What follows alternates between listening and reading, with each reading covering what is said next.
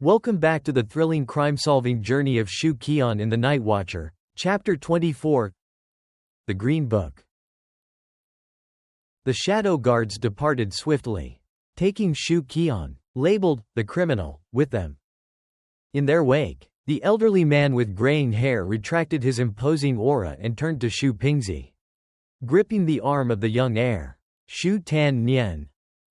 Master, let me escort you home to tend to your injuries first, the elder insisted.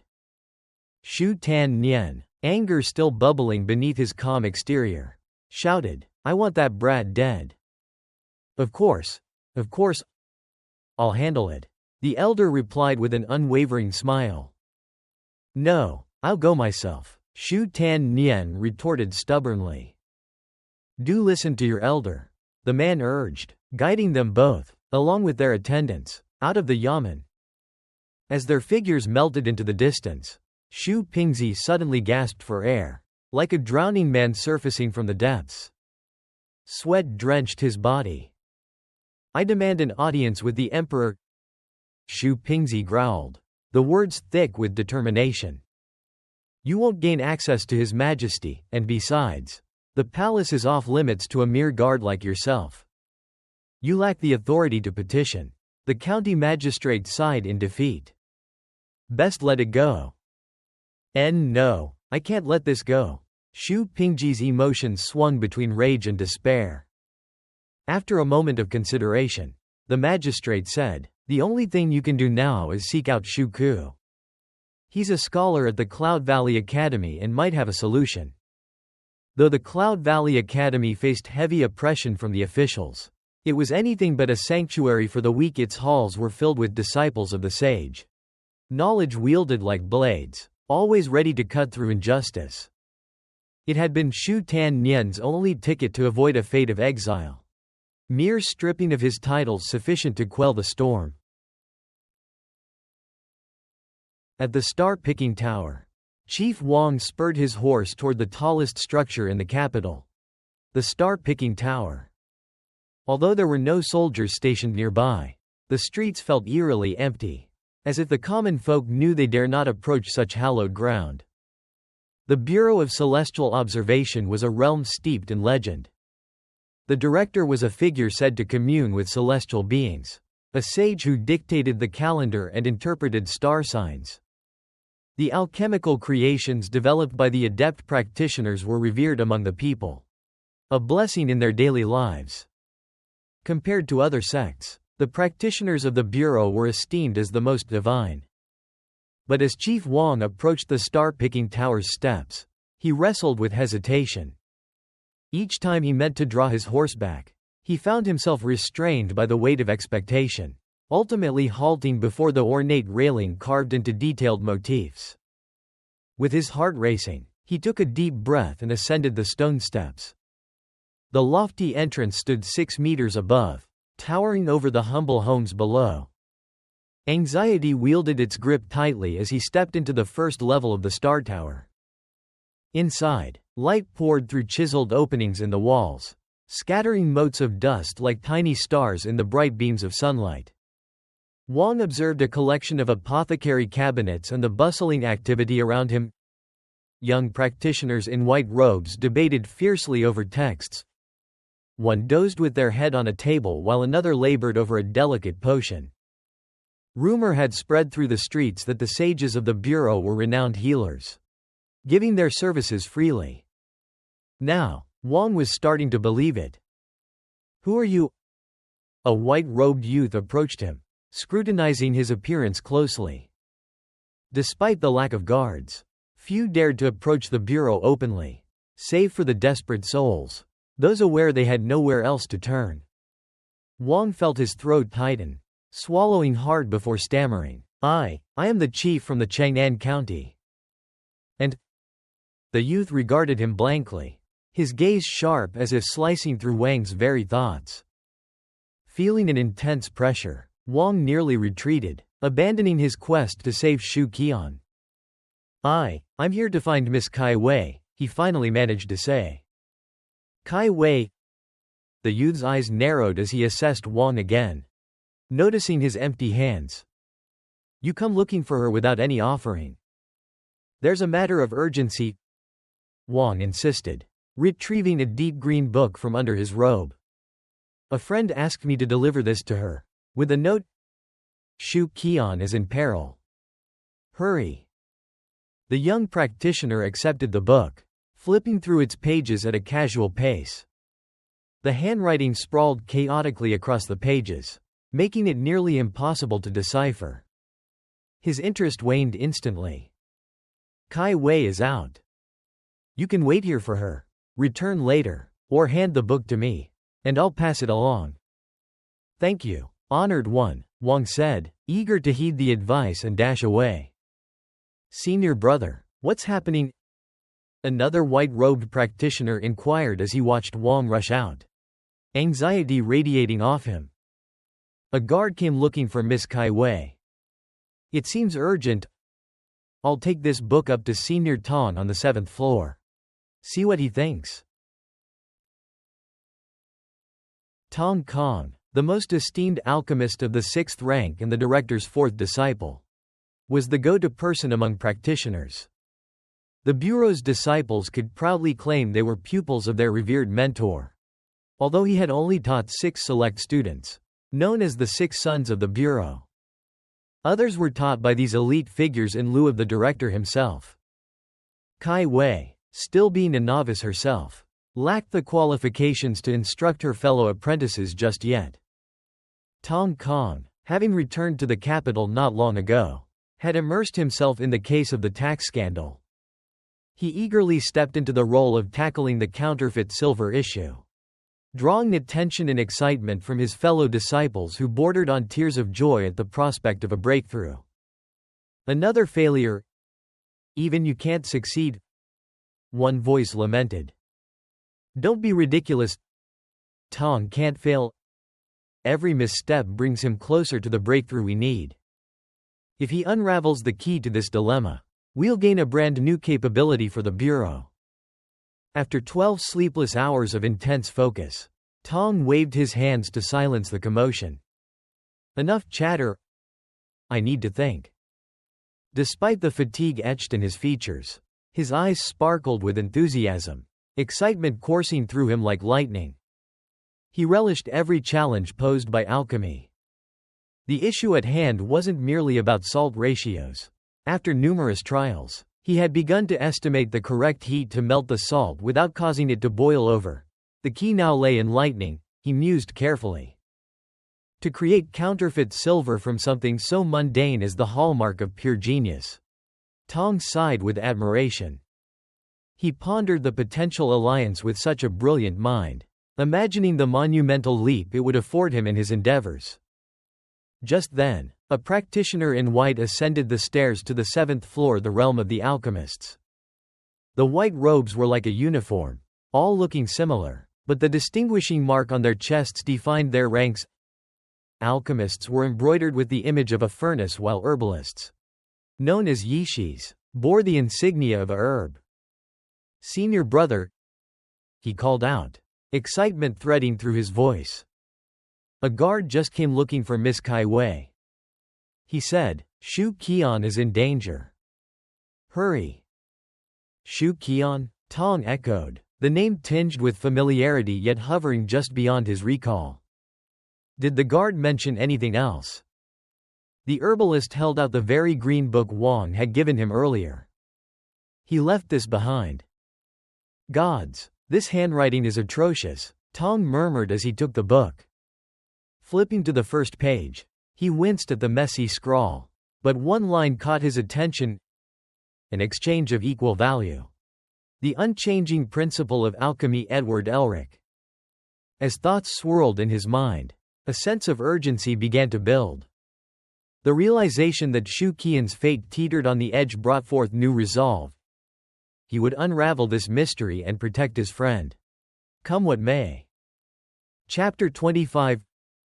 Rescue Mission. Equivalent exchange.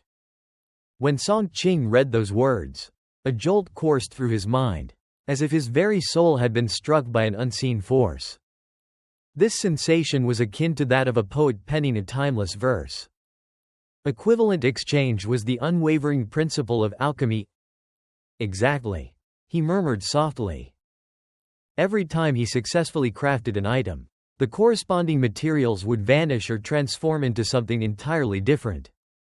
Such occurrences were common, yet few paid them any mind.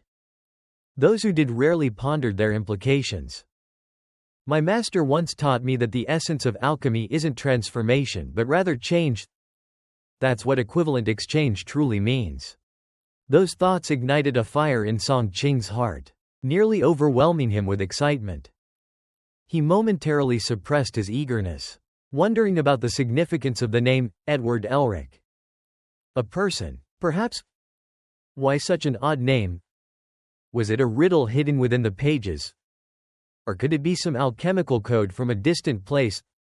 No matter how hard he thought, he just couldn't unravel it, leaving him feeling restless. Taking a deep breath to center himself, he eagerly flipped to the next page. The scrawled words were nearly illegible, requiring all his focus and patience to decipher the twisted script. The opening line read, "Enter the world of alchemy."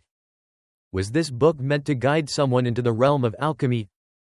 Song Qing thought to himself. What an arrogant claim. Until now, alchemy had been passed down through practice and oral tradition.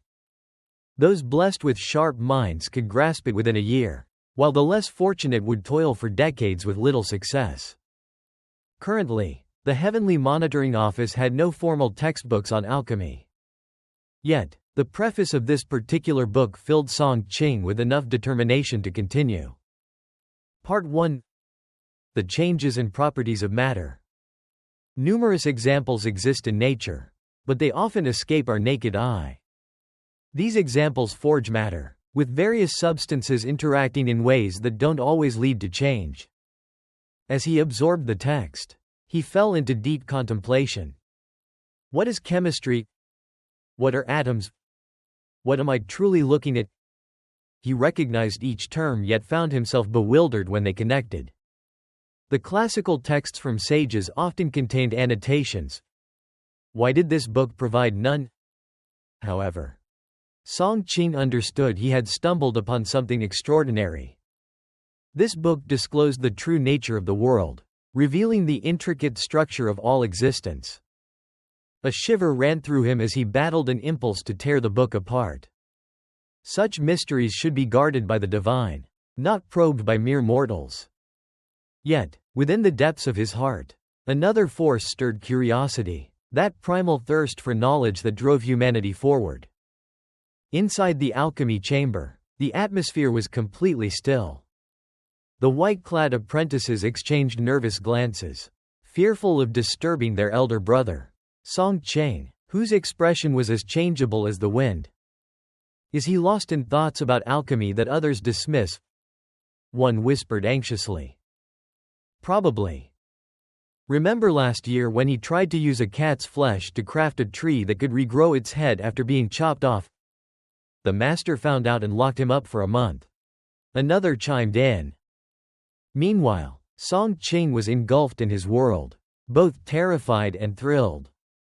As he reread the pages, his eyes brightened at the detailed explanation on how to refine silver. Step 1. Filter seawater to extract pure salt. Step 2. Evaporate the brine to crystallize it, then melt it at 800 degrees Celsius. Step 3. Important. This step is crucial for refining silver, determining whether success or failure lies ahead. He quickly scanned both sides of the page, finally nearing a solution to the persistent questions that had plagued him and his fellow apprentices for far too long. This truly was a divine text. As he reached the end of the page, he wet his lips with anticipation, desperate to turn to the next chapter. But it wasn't there. What? He exclaimed, bewildered. No continuation. Why was it abruptly cut off? What was the next step? Who had written this book? The fragmented writing felt like a dagger to his frustration.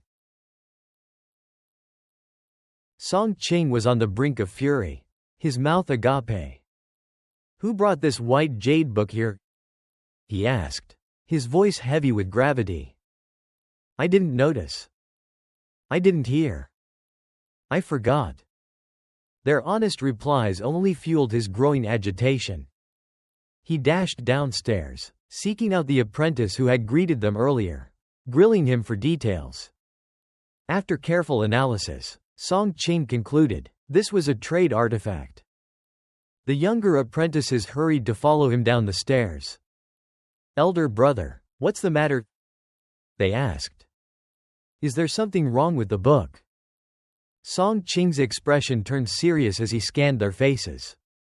Listen carefully, everyone. This is an opportunity for the Heavenly Monitoring Office to rise swiftly.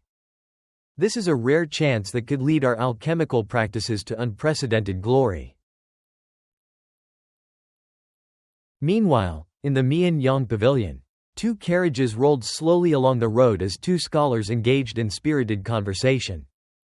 Xu Qi'an and his fellow students rode horses just behind them. A pang of regret hit him. Perhaps I shouldn't have spoken so freely. Earlier, the scholars were quarreling loudly, spittle flying. As the situation escalated toward violence, Xu Qi'an had interjected. Actually, the master and Mr. Mo Bai are just bickering over a poetic line. Now, he found himself in an awkward situation. While he had successfully prevented a brawl between the 2 scholars, he realized honesty wasn't always the best policy. My mother was right. I've always struggled with my words. I need to change. Xu Qi'an silently resolved, reflecting on his behavior for what felt like the 100th time. As he reached into his robe to grasp the jade pendant nestled against his chest, a shadow flitted across his vision. Moments later, the figure became clear. It was his father, Xu Pingzi. Father, why are you here? He asked, delight turning to dread as he noticed the tension in his father's expression. Something dreadful had clearly occurred, though he wasn't sure what. With urgency, Xu Pingzi relayed the alarming news. The son of Lord Zhou harassed your sister in the streets, nearly trampling Lingyan under his horse. Your brother has been taken to the criminal ministry. Xu Qi'an's face turned crimson with anger, feelings of nausea rising. Brother's life and death depend on you. A torrent of ideas surged in his mind, and he quickly formulated a plan. Father, don't worry, he reassured, pivoting sharply to stop the carriage, raising his voice. Master, Mr. Mo Bai, I have a request. The carriage curtain lifted, revealing Zhang Shen and Li Mo Bai leaning out. What is it? They asked. My brother is in trouble. Taken to the criminal ministry. I ask for your help. Xu Qi'an recounted the dire situation as his father had explained. Zhang Shen's gaze turned penetrating. Is this the one who wrote, "Don't fret when the path ahead is unclear"? Who in this world doesn't know the king? Exactly. Xu Qi'an replied, fervently nodding. Just as Zhang Shen opened his mouth to respond, Li Mo Bai interjected from beside him. Leave your brother to me. You and your teacher should head back to the academy. HMPH. Zhang Shen scoffed. You have no part in this. I will handle my students' matters. Meanwhile, Xu Pingzi quietly looked on, filled with pride. How remarkable it is that my son commands such respect. As tensions rose again, Xu Qi'an interjected, anxious. Master, Mr. Mo Bai, my brother has already been taken to the criminal ministry. Please hurry, delay could mean disaster. Silently cursing himself, he wished for peace to reign rather than more bickering at such a critical moment. Thanks for listening till the end. If you enjoyed it, don't forget to subscribe so you won't miss the next chapter.